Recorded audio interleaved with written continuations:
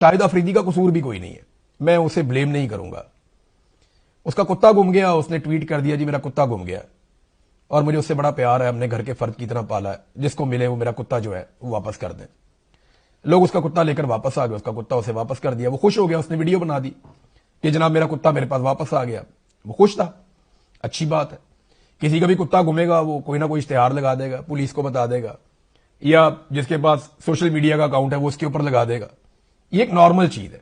लेकिन पाकिस्तान के मीडिया ने इसे खबर बना के चलाया कि शाहिद अफरीदी का कुत्ता लापता हो गया।